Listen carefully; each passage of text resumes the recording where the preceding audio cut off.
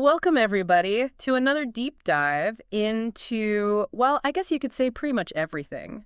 This time, we're talking about the size of the universe. We're going to try to wrap our brains around it, and I think it's safe to say that this is going to be a wild ride.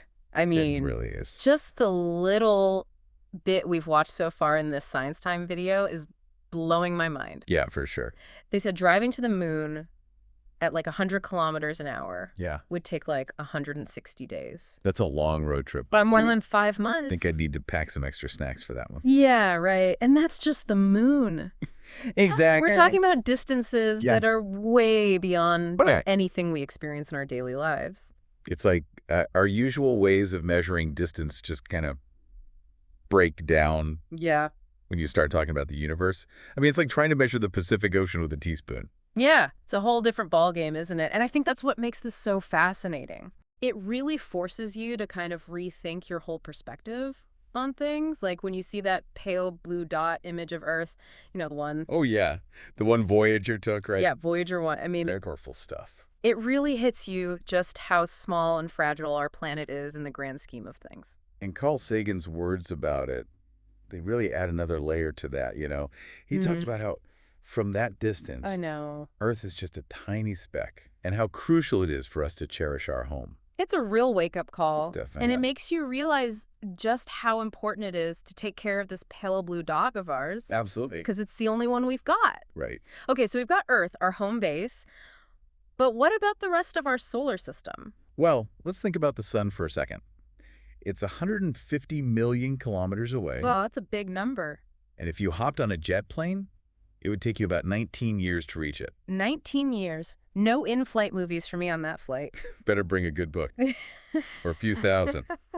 No kidding. That really puts things into perspective. But hey, if we're talking about incredible journeys, we can't forget about Voyager 1. It's been traveling since 1977. Incredible. And it's already more than 22 billion kilometers away from Earth. That thing's a legend.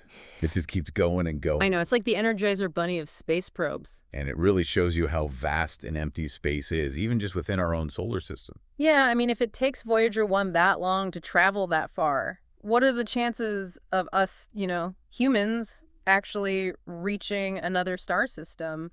That's the big question, isn't it? I mean, Voyager's moving at a pretty good clip. But even at that speed, Yeah. it would still take tens of thousands of years Wow. to get to our nearest stellar neighbor, Alpha Centauri. Tens of thousands of years. So Yeah. we're talking about a time scale that's almost impossible to comprehend, right? Yeah, right. It really makes you question the future of space exploration. With our current technology, interstellar travel seems pretty much impossible. We'd need some serious breakthroughs to even come close to making it a reality. Okay, so the video mentions this thing called the Oort cloud, The Oort cloud, yeah. this mysterious region at the edge of our solar system. It's way out there. What's that all about? Well, we think it's this huge sphere of icy objects that stretches out almost a light year away from the sun. A light year. Wait, I thought we were still talking about our solar system. We are, but the Oort cloud is like this transitional zone. It marks the boundary between our solar system and interstellar space, that vast unknown beyond. Okay, so a light year.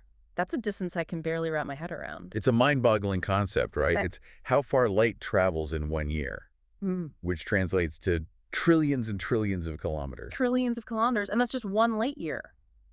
Wow. So if a light year is that immense, what about the distance to the nearest star system? I remember the video mentioned Alpha Centauri. Yeah, Alpha Centauri, it's about 4.4 light years away. That's our closest neighbor in terms of other stars. 4.4 light years.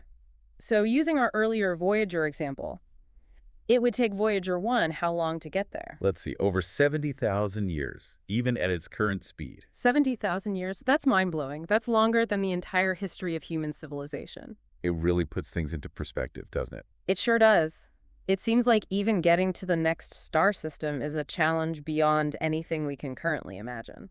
But I guess our journey doesn't stop there, right? The video goes on to talk about the Milky Way galaxy, which is our own galactic home. The Milky Way. It must be unbelievably huge. Huge doesn't even begin to describe it.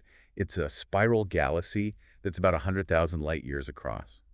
Imagine that. 100,000 light years. 100,000 years for light to travel from one side to the other. That's just, I can't even. It's mind-boggling, isn't it? It is. And you're telling me there are hundreds of billions of stars in the Milky Way, each one potentially with its own planetary system. The least. Yeah. Maybe even more. Wow. It makes you wonder what other incredible things are out there, hidden from our view. Who knows what secrets are waiting to be discovered? Speaking of our presence in the galaxy, the video talks about this idea of a human radio bubble. Could you explain that a bit more? Sure, it's like this. Imagine a bubble, right? Okay. And it's about 100 light years in radius, centered on Earth. So it represents how far our radio and television signals. Wait, like from our radios and TVs here on Earth. Exactly. Those signals travel out into space at the speed of light. So this bubble shows how far they've reached beyond that bubble. It's like we don't even exist, at least not from a technological standpoint. That's really interesting. It makes you think about how we define our presence in the universe. Right. Is it simply about how far our signals have gone? Or could there be other ways we're influencing the cosmos that we haven't even considered yet? So we've got our solar system tucked away inside this gigantic Milky Way galaxy. Is there anything bigger than that? Does the universe just kind of stop there, or does it go even further? Oh, it definitely keeps going. The Milky Way is just one galaxy, among many others in a group we call the local group. The local group, what is it, like a cosmic club or something? You could think of it that way. It's a collection of galaxies that spans about 10 million light years. 10 million light years, wow. And here I was thinking the Milky Way was big.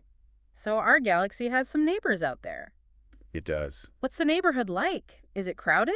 Well, the local group has over 50 galaxies. Over 50 galaxies. Yeah, including some really interesting ones, like spiral galaxies like ours, and elliptical galaxies.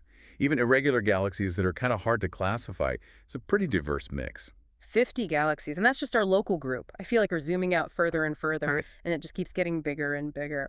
So what lies beyond our local group? Does it just stop there, or is there even more to the universe? You're going to love this. Our local group is actually just this tiny part of an even larger structure. Wait, there's more. What is it called? It's called the Virgo supercluster. The Virgo supercluster. And it's gigantic. About 110 million light years across. 110 million. I'm starting to run out of zeros here. And they have thousands of galaxies inside it. Thousands of galaxies within a single supercluster. Yep. It's pretty mind-blowing. But it doesn't stop there. Remember the video mentioned the Laniakea supercluster? Now, the Laniakea supercluster, is that even bigger than the Virgo supercluster? Think of it like this. If the local group is like our neighborhood, Okay. the Virgo supercluster is our city, and Laniakea is our massive sprawling continent. So Laniakea is a super-duper supercluster. You could say that. It's about 500 million light years across. 500 million? Seriously? And it contains the mass of 100 million billion suns. 100 million billion suns. I can't even imagine a number that big. It's like trying to count all the grains of sand on all the beaches in the world. It's hard to wrap your mind around, that's for sure. It's amazing to think that all these galaxies are clustered together in these massive structures. What causes them to group up like that? That's a question that keeps astronomers up at night. But the current thinking is that these structures, like Laniakea, formed because of the gravitational influence of dark matter. Dark matter. It's this mysterious substance that we can't see directly, but we know it's there because of its gravitational effects on things we can see. So it's like this invisible glue that holds everything together. Kind of. And at the very heart of Laniakea, there's this gravitational anomaly called the Great Attractor. The Great Attractor? What's that? It's pulling all the galaxies in the region toward it. Wow, that sounds intense. So this Great Attractor is pulling in entire galaxies, including our own Milky Way. Yep, everything in the Laniakea supercluster is slowly being drawn towards it. What's going to happen? Are all those galaxies going to crash into each other? Well, it's not quite that simple. The universe is a dynamic place, and these large-scale structures are constantly evolving. The galaxies in Laniakea are definitely moving, but not necessarily toward a single point. Just what's going on? It's more like this incredibly complex dance, with galaxies moving towards and away from each other, all influenced by gravity and the expansion of the universe. Speaking of the expansion of the universe, the video mentioned the observable universe is 93 billion light years in diameter. That's just a mind-boggling number. But I thought the universe itself was only about 13.8 billion years old. how can the observable universe be bigger than the age of the universe itself? That's where things get really interesting. The universe hasn't just been sitting around since the Big Bang. It's been expanding outwards. So the universe is getting bigger. Exactly. And here's the wild part, that expansion is actually accelerating. Accelerating. So it's getting bigger, faster, and faster all the time? You got it. Imagine you're running on a cosmic treadmill. Okay, I'm with you. And the treadmill keeps getting longer while you're running on it. That's kind of what's happening with the universe. So it's like we're on this cosmic treadmill trying to keep up, but the universe keeps getting ahead of us. No wonder it's so hard to wrap our heads around. So how does that explain how the observable universe can be bigger than the age of the universe? Well, think of it like blowing up a balloon. Okay. The surface of the balloon represents space-time, the fabric of our universe. Got it. As you blow air into the balloon, the surface expands, and the distance between any 2 points on the surface gets bigger. Right. It's not the dots themselves that are moving. It's the balloon that's stretching. Exactly. So even though light has only had about 13.8 billion years to travel since the Big Bang, the space it's been traveling through has been expanding, stretching those distances. So that's how the observable universe can be 93 billion light years across, even though the universe is only 13.8 billion years old. You got it. That's amazing. But it also leads to some pretty crazy implications, doesn't it? Because if the universe is expanding and that expansion is accelerating, doesn't that mean there are parts of the universe that are moving away from us faster than the speed of light? That's exactly what it means. Wait, faster than the speed of light? But I thought nothing could travel faster than light. Isn't that one of the fundamental laws of physics? You're right. Nothing can travel through space faster than light. That's the key distinction. Okay, I'm listening. It's not objects moving through space that are exceeding the speed limit. It's space itself that's expanding. So space-time can stretch faster than the speed of light. You got it. It's kind of mind-bending, isn't it? It is. So does that mean those parts of the universe that are moving away that fast are lost to us forever? I'm afraid so. Yeah. Their light will never reach us, no matter how long we wait. Wow. So the observable universe is just this spherical bubble around us, encompassing everything we can currently see. But beyond that, there's a whole vast expanse that we can only speculate about. It's really humbling, isn't it? It is. It's like standing on the shore of an endless ocean, knowing that there are uncharted depths beyond the horizon. It really makes you wonder what else is out there. And what's even more mind-boggling is that the universe might not even have an edge. It could be infinite. Infinite. That's a concept that's really hard to grasp. We started with driving to the moon, and now we're talking about infinity. It's a pretty wild ride. It is. Where does this all leave us as humans on this tiny planet? It's a pretty profound thought. I think it highlights how our perspective is constantly evolving. We started out thinking Earth was the center of everything. Right. Then we realized it orbits the sun. Then we discover the sun is just one of billions of stars in the Milky Way. And on it goes. So the more we learn, the more we realize how much more there is to learn. Exactly. And that evolution of understanding is what makes studying the universe so captivating. It's amazing. It reminds me of that Carl Sagan quote, "Somewhere, something incredible is waiting to be known." That's a great one. It seems like the journey of discovery is never ending. Absolutely.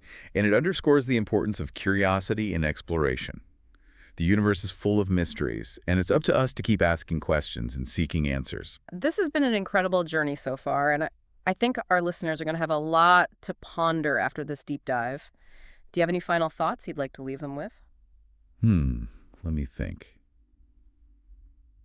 I'd say, well, I guess the biggest takeaway for me is just the sense of awe and wonder. Yeah. When you start to grasp just how vast and mysterious the universe really is. It really puts things in perspective, doesn't it? It's like we get so caught up in our everyday lives here on Earth that we forget how small and insignificant we are in the grand scheme of things. Exactly. This whole journey from Earth to the edge of the observable universe, it's really a journey of perspective. It makes you realize that our view of the universe has been constantly evolving over time.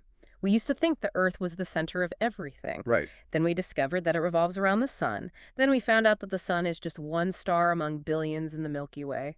And the Milky Way is just one galaxy among billions in a universe that might be infinite. It's mind-blowing to think about how much our perspective has changed.